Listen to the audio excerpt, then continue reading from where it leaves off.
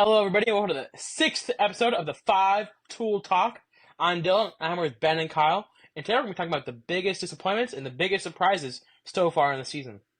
Let's start off with Ben. What do you got for us? My biggest, let's see, let's start off with disappointments. The biggest disappointment for me has been the Chicago White Sox.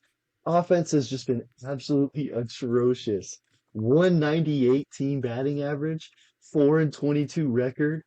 In their first 18 games, they were shut out 8 times. I believe I heard someone say Michael Kopech has a 9 ERA. Like, they just have absolutely nothing going for them, and they could like finish as maybe the worst team all time with the A's at the same time, who are trying to be bad on better than the Chicago White Sox. How does that make sense? It doesn't. I mean, it's crazy. I mean, they have a 4 and 22 record right now. They're just absolutely atrocious. I mean, it's ridiculous. Crochet looked like a somewhat of a bright spot for his first couple starts. Now he's Falling terrible. off an edge. Gone back to like average White Sox play. Has been absolutely terrible. I mean, when your highest batting average player is Gavin Sheets, you're in some deep trouble there. What is it? What's their team batting average? Like, would you say 196? Something like that. 190, 198. Yeah, That's crazy. it is not a Your team recipe for average being below success. 200 is diabolical. I think Gavin Sheets' batting average is somewhere in like what did I say, 220? It was Really? like 240, I think. No, I don't think it's that high. But it's not good. They've been It's not good. astronomically bad. Like they obviously with only winning 4 games, they're yet to win a series yet, more than 2 games in any series. They somehow managed to beat the Braves in a game, which I don't know how that happened. But as you said earlier, Crochet was looking like he was going to be a possible star for them this season after his first 2 starts, where he had high strikeout numbers, low earned runs, and then the last 2 starts last 3 starts actually, he came back with 5+ earned runs in back-to-back-to-back starts. One of those he had 10 strikeouts in, sure, but the other two he had like not many, which it's it's just what you would expect from a Chicago White Sox team, but I think it's even worse than you would expect them to be. Like obviously we knew they were going to be bad this season, but I don't think they were going to be this bad. Yeah, that was the thing. It's like coming in this year, it's like, oh, they still got Luis Robert. Like, hopefully Eloy can have a, bounce back season. Like, they got rid of Tim Anderson, who was terrible. Like, hopefully, like, they can have somebody be good. Like, hopefully somebody would step up. But nobody has done anything. And I mean, Luis yeah. I Robert, mean, they have. he's I mean, they have out. some injuries too, which is not helping. Moncada's injured. One of their better players. Robert's hurt too. Robert. Yeah. Like, they're two of their best players are injured. I think. Well, even with them, I don't think it helped much because they're just astronomically terrible. Yeah. And Like, like and they might win a few more games, but like, they'd probably still be the worst team in baseball. you But you it's not you look helping. at their team moving forward, and it's not like I see things getting any better the Mm, way it's going. Like there's nobody that I can see being like, oh, this guy's gonna break out. Oh, this guy's been bad, but he's gonna be good. It's like everybody has just been terrible, and they're gonna probably continue to be terrible. Now, 4 and 22, like it might be a little extreme for that to be like a typical record. Like I don't know if they're gonna be 4 and 22 like the rest of the season, but I don't see it getting any better in it's any way. I think like at this rate, what I want to say we predicted them winning less than 60 games. I don't remember exactly what we said, but it wasn't that high, and they might not reach the 50 mark at this rate. Yeah, Like it's if it's it bad. stays this bad between like if Robert stays on, like he was on the 15-day IL, so he's probably going to come back sooner than later. But if he comes back, and especially slow start coming off the injured list, I think it it's not going to be a good recipe for success. Which, and like I don't even know who's even starting pitching for them outside of Crochet. Like They they traded have Cease. they have their starting pitchers are Crochet, Soraka, Fetty, Jonathan Cannon, and I guess their fifth guy is just like it's just spot starts at this point. Like they don't really have a true fifth guy. Yeah, Maybe Kopech jeez. or I mean, something. Like I think Kopech got moved to the bullpen because he was so bad last season, and he's still terrible this year. Fucking, Where it's Bro is supposed to actually be just so good. crazy. Like he started off so hot last season, and then he just fell off a cliff and has been I mean, god awful it's ever since. crazy. It's like for like when all their process was trying to come up, they were like a couple years ago. Like they were like a team that we thought would be good in the future. But all these prospects Yeah. either just didn't do as much as they thought, or they just like they had a decent season, they like just fall off. It was just crazy how much they've fallen. Like it's ridiculous. Like Because even Yerman Luis, Mercedes was going crazy for like half a season there.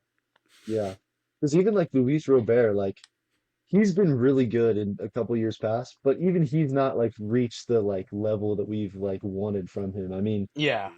You see it in spurts, but you can never see it for a full season length. yeah, he strikes out a lot, yeah. The fall off of Tim Anderson will need to be studied, but he's no longer literally. there anymore. I mean, it's just crazy. Like right now, their best prospect is Colson Montgomery, the shortstop. I mean, He's he's all right. raw, but I mean, he's good. He's Yeah, top 100 pipeline. Like, he's one of the better prospects in the league, but he's not gonna be yeah. It's just, he's nothing. like team changing. Noah You need something Schultz, else who's aside of only it. in high A.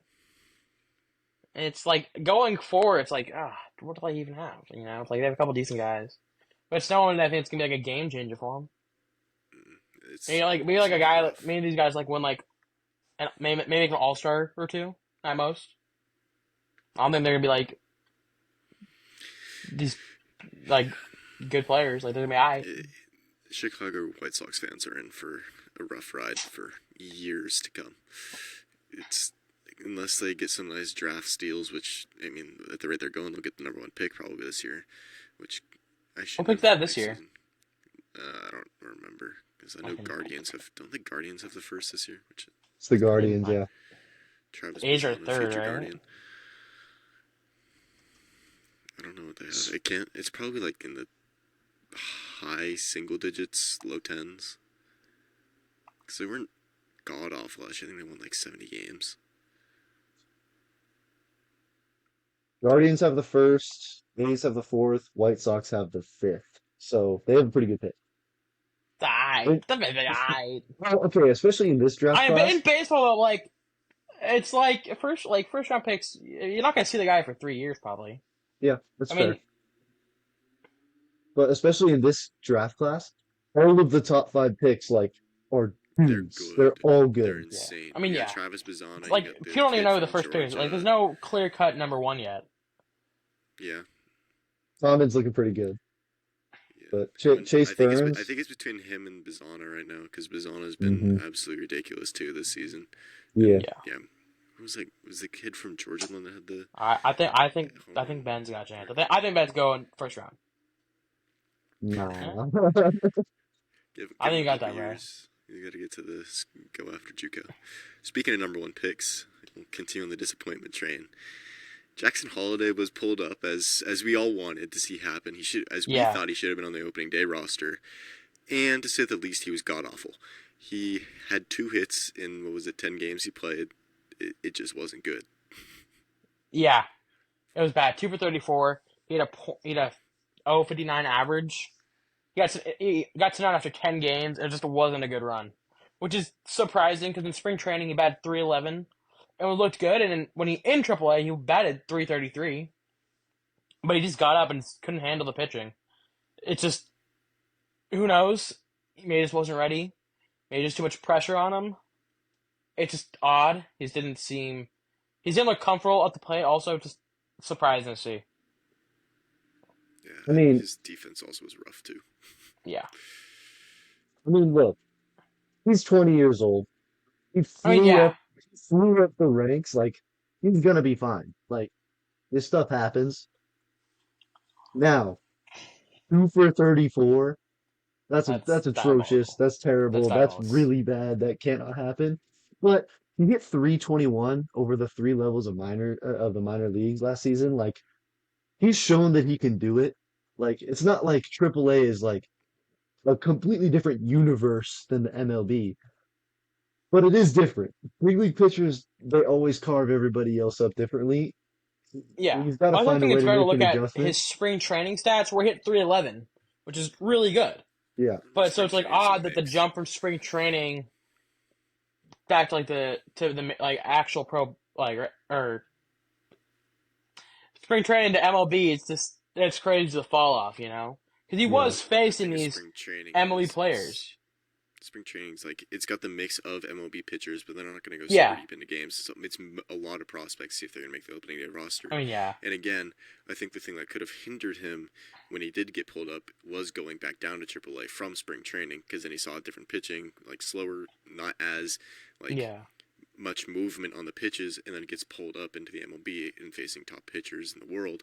It's completely different. So he got used to AAA for what was it, 2-3 weeks that he was down there. Then he gets pulled up, and it's much harder pitching as compared to what he yeah, had gotten used to facing for those couple weeks. definitely. Do I think this is going to change the outcome of Jackson Holiday's career? No. I think he's going to be the same player at the end of it that he would be if this didn't happen. He's 20 years old. It's that time. Yeah, Yeah, I and think it's not like the the big Royals thing are right now aging is now. hopefully this confidence isn't like I think like hopefully when he goes back down, his confidence isn't like shattered. He doesn't like that isn't he doesn't carry that baggage with him. Because like even if he's like was dominating his AAA pitchers, you go up, you hit 2 for 34, and you have to go back down. Like your confidence is like you're just not confident in your swing as much, and that's where that's where you could find issues in the future with him. I think like I mean, to hopefully he can just get right back on track in AAA and just start raking again. But we'll see. he'll have plenty of time. The Orioles, like Jordan Westbrook's Yeah, been really he's good for 20. him this season. Obviously, they still have Gunnar Henderson, so he's got plenty of time to. No need to rush him, especially right now after what we saw. So it's if they give him he'll probably get pulled up later in the season, especially if he heats up in AAA.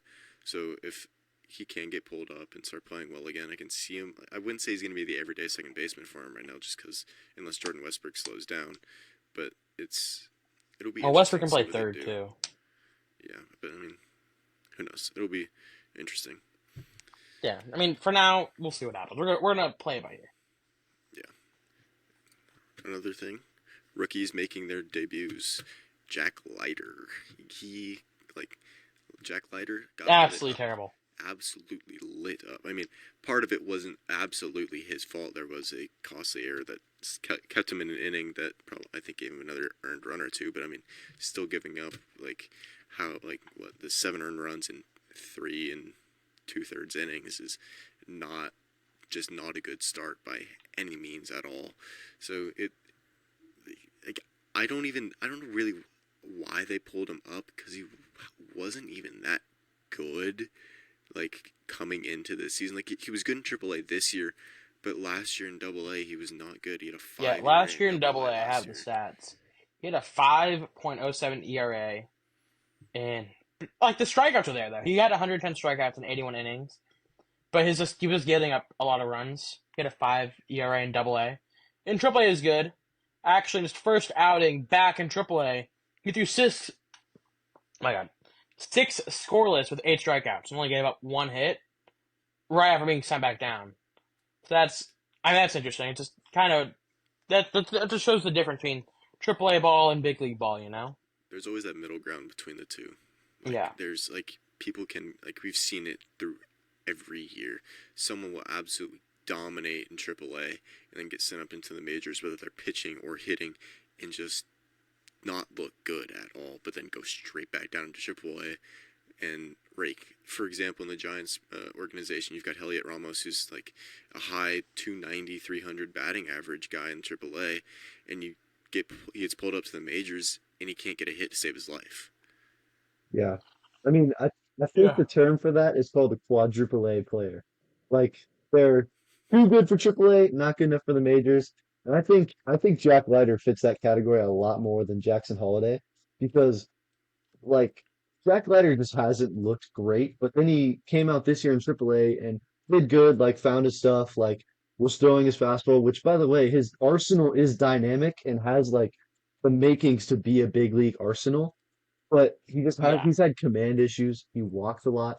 Like, I mean, if we just throw it way back to his college stats, he had in 2 years in Vanderbilt, he had a 14.45 K per nine. So he struck everybody out, running up to Yeah, near the 100 strikeouts miles an are hour, like had a yeah. 2 ERA, like dominated, then has struggled in the pros, while Holiday has just killed it every step of the way and has just now faltered in the MLB.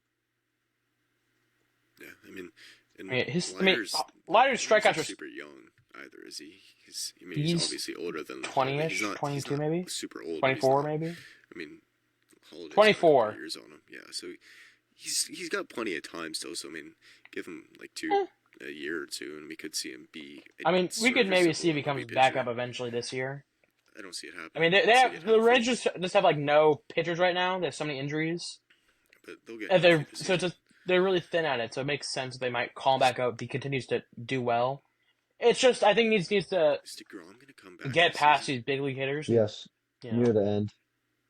And like Rangers right now don't have the deepest of rotations just with all the injuries, but Eovaldi's been weird this season. I don't want to get into that right now, but I mean DeGrom will come back at the end of the season, so he's like not for a while. Scherzer should be coming back in a couple months, I think. Not too soon, but not too far away to where it's going to hinder them. So there'll be an interesting spot to see what happens. Like I don't know what's happening with the AL West right now. That's a weird division. it's a weird division. Speaking of fuck the Astros, good God, terrible. Ass.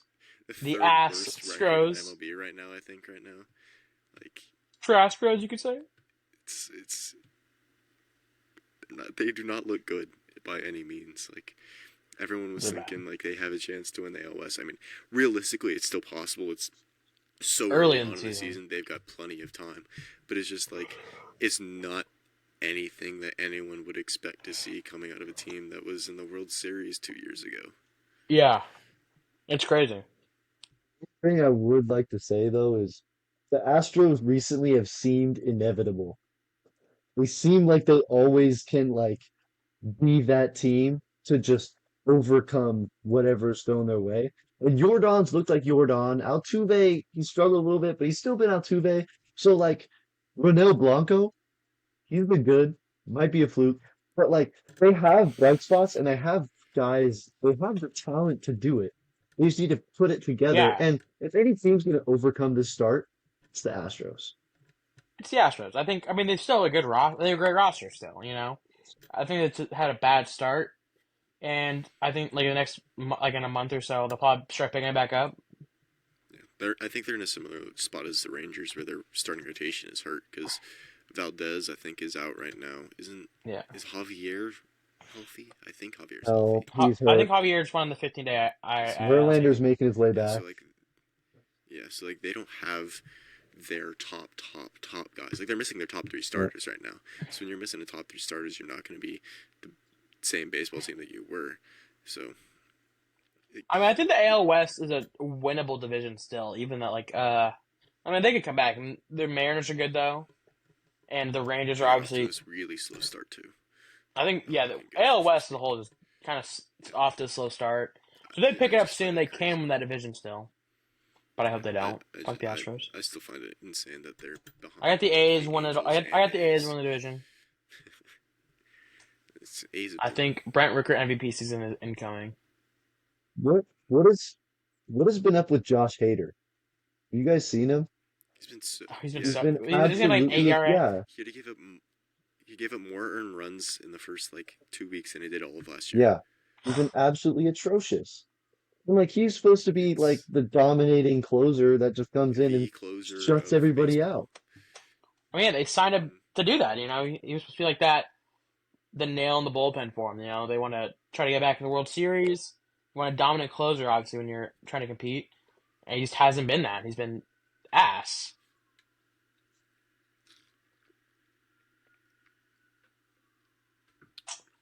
he's Well, been good.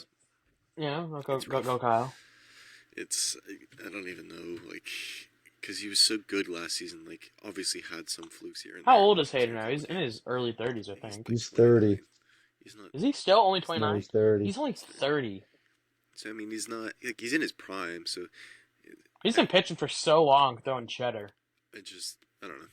Only He'll probably 2017. Oh figure my it out at god. some I point. thought he Like came out I way feel like that's the earlier. whole Astros team right now. They just haven't figured out and put everything together because Yainier Diaz started off really hot and he just fell off a cliff and then and then they just have injuries. But Kyle, and you said Jordan Alvarez has been the guy that everyone knows Jordan to be. So give them time. I'm assuming they'll pick it back up and probably come right back in the fight for Yeah. the AL West and at least a wild card spot.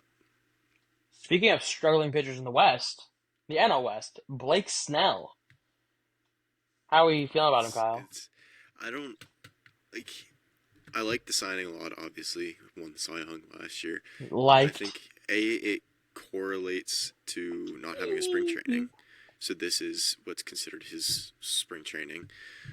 So like it's not helpful. I was washed. He has an Giants got 11.5 ERA in 3 games, which is not good, with only 12 strikeouts, which for him is ridiculous to see. But the main thing for me is, like, obviously we all know pitchers have catcher preferences and they like to pitch to certain guys. But when you're pitching to a guy like Tom Murphy instead of Patrick Bailey, who right now is the statistical best defensive catcher in baseball when it comes to framing and defensive runs saved, like, especially with Blake Snell being a guy that throws a lot of pitches outside the zone, whether they're far outside the zone or just off the zone, Bailey could get him some strikes and lower the walk numbers. But instead he's throwing to Tom Murphy, who is not that good of a defensive catcher. So I don't, like, obviously he's on the IL now for probably 2-3 weeks, if not more. So we'll see what happens when he comes back from that. But it doesn't make a lot of sense to me.